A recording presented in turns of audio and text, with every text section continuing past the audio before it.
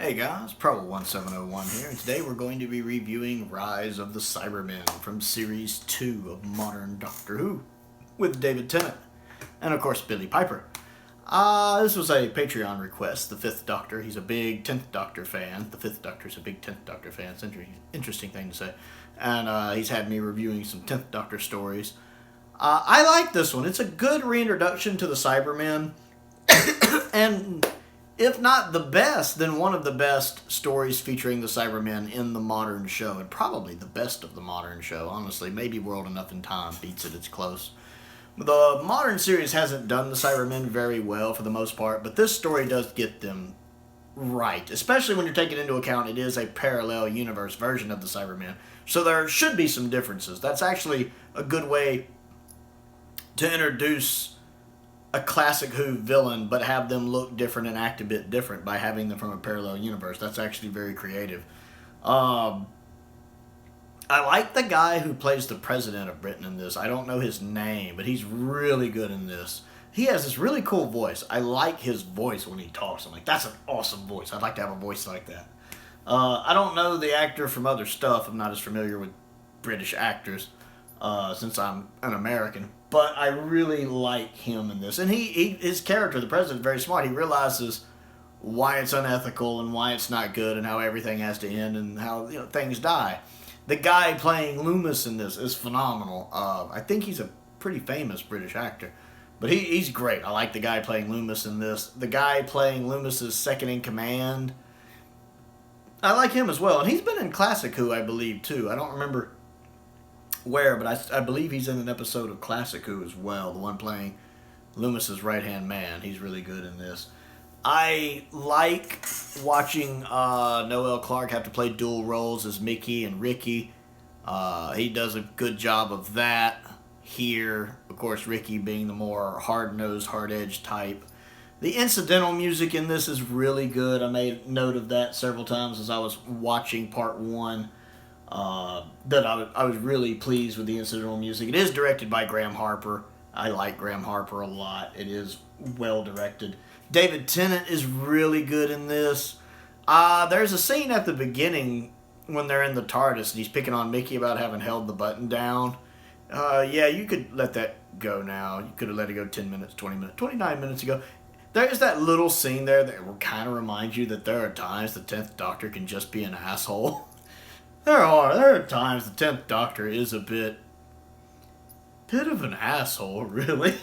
The 10th Doctor is a flawed character, which is fair. I mean, if you're going to be realistic, everyone is flawed in some way or another. Nobody's perfect. But that's just part of his. He seems, people call the 10th Doctor more human than most, and humans are very, very flawed group of people. So it makes sense that a more human Doctor might be a more flawed Doctor, maybe than we're used to. But he's definitely a bit narcissistic at times, a bit arrogant at times, in a way that's a little more irksome than when other Doctors do it. Like the 3rd Doctor could be arrogant, but it never came across as that annoying kind of arrogance like it can with the 10th Doctor.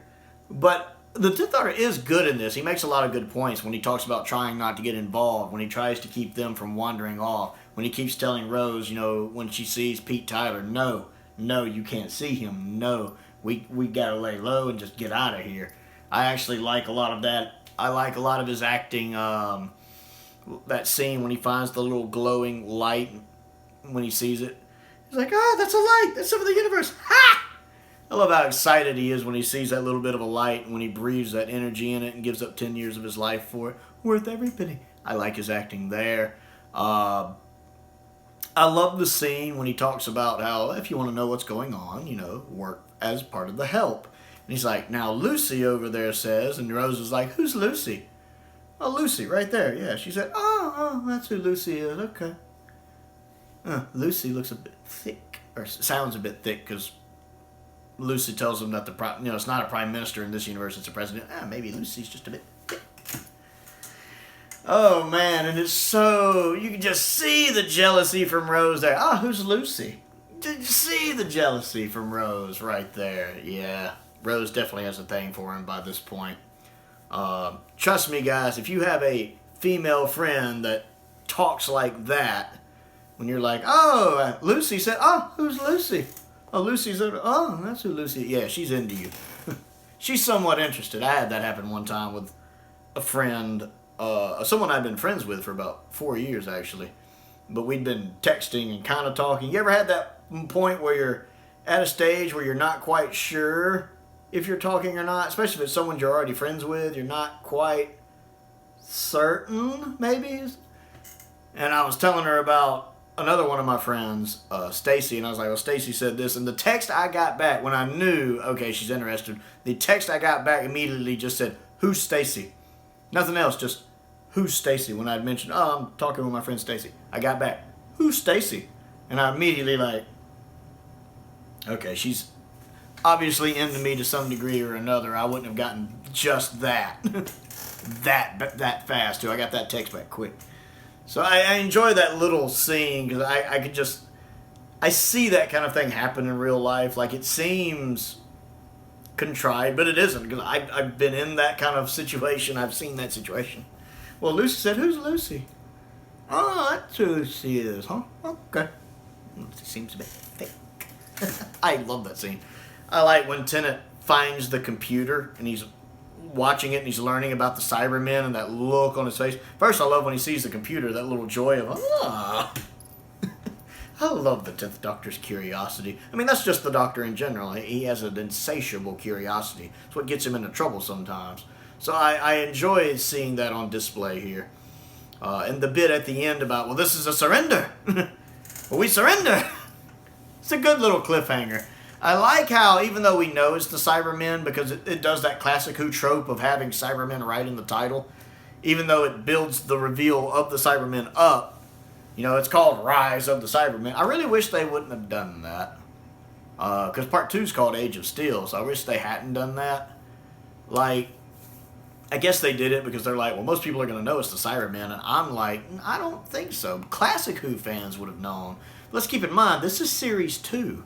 And there's a whole new generation of people who are watching Doctor Who for the first time. They might not be familiar with the Cybermen, so you could have snuck them in. Now, granted, knowing that, seeing Rise of the Cybermen, they might not realize, okay, this is a famous classic Who villain coming back.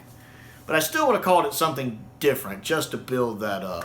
I wouldn't have called it Rise of the Cybermen. It really does harken back to, you know, some of those episodes in classic Who where, like the Daleks, you know, it's supposed to be some big reveal that the Daleks are back. Like, you know, the ending of episode 1 is the Dalek reveal, like Destiny of the Daleks, but then it's called Destiny of the Daleks. You're like, hey, wait a minute, so what you're saying is there are Daleks and Destiny of the Daleks? Holy shit. It's kind of like that.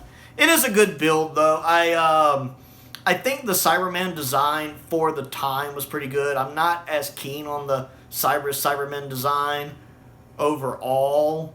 But for its time, it worked really well. It was a good upgrade to the classic design. Well, big upgrade. I don't really like the stomping sound they make when they walk, but they are more mechanical than the old ones. I do like the fact that the boots are still kind of shaped like the old school tennis shoes. They even look like there's treads on the bottom, so that kind of harkens back to the classic design. I like that. It still has the little tear in the eye. I kind of like the little touches like that. The faces are a little too elongated for me. And I don't like the delete. It gets a pass here because it is a parallel universe version of the Cybermen, and if they had dropped it with this version of the Cybermen, I'd been fine. But the fact they kept it later has always annoyed me in Modern Who. But yeah, it's a good first part. I mean, I've seen the story before, of course, and I like this one. Again, it's either the best or the second best outing the Cybermen have had in Modern Who, even if it's not quite touching on some of the phenomenal Classic Who stories. Let's just be honest and admit that the Classic Who did the Cybermen better in general almost every time, honestly. But I do like this one. I did enjoy rewatching Part 1. And I'm looking forward to getting Part 2 soon. So I'd like to know what you think of Rise of the Cybermen. So comment down below and let me know. Other things to do, click the like button and the subscribe button. And the bell for notifications so you never miss out on another video. I also have a Patreon. If you like what I do and would like to contribute to what I do, there is a link to that down in the description below as well. This video itself was a Patreon request. Some of my tiers do allow for patron requests every month, so if you're interested, check that out. I have a P.O. box if there's anything you would like to send me, as well as a link to my Amazon wish list, I can't talk, below as well, which I update regularly. Most importantly, though, thank you for watching.